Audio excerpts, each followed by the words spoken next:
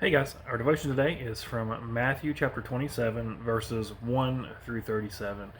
And we see the trial and the crucifixion of Jesus in this chapter.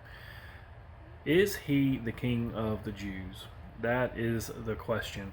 It's sort of a strange accusation that they're bringing against Jesus here. We know that the religious leaders, they really didn't like Jesus. Of course, they brought claims of blaspheming against him, which to them was the most serious thing, but in reality, they were jealous of him. He had become so popular, and they were doing anything and saying anything they could to get rid of Jesus. And now they've brought him before the governor, the Roman governor Pilate, because he has the authority to sentence Jesus to death. They know they can't do it themselves. Jesus is too popular.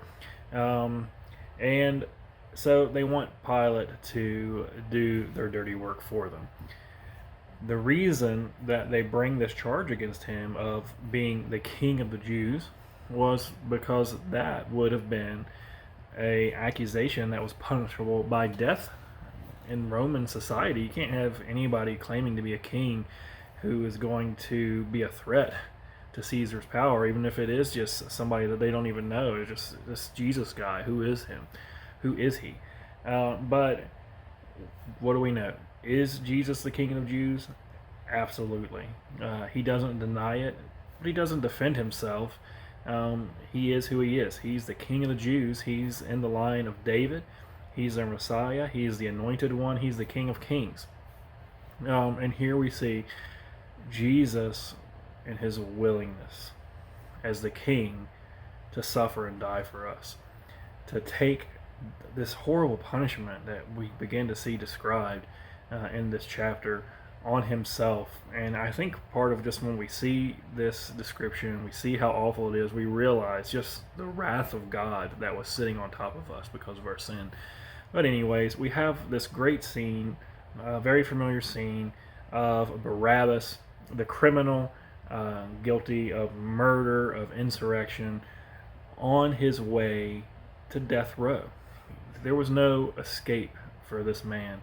But then we have this where there's this opportunity for Pilate to offer one of the prisoners to be released. Of course, we know they choose for Barabbas to be released, and Jesus, in a sense, takes his place to be crucified. He's going to go on when Jesus really should have been the one to be set free. What an image for us of what Christ did for us when he took our place and died for us. But I wonder, and I often wonder anytime I hear this story, how did Barabbas respond to that?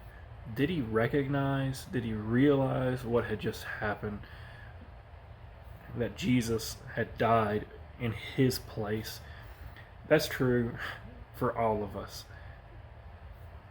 This message is all over the world. They know that Christ took their place? Or are they possibly like Barabbas, who was set free, but maybe he took it for granted? We don't know.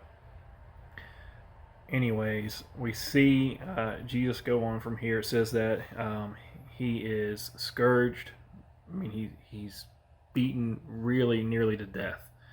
The Romans mocked him. They